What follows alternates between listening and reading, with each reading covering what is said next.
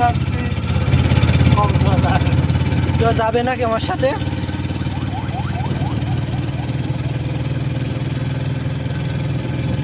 সবাইকে দেখেন কক্সবাজার রাস্তাঘাটের কি অবস্থা, যাদের মানুষ আইসে না।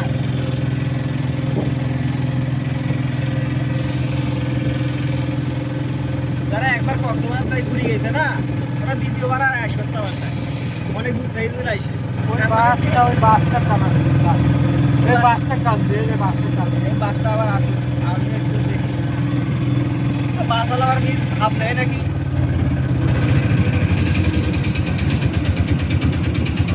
কি ভিডিও করছে?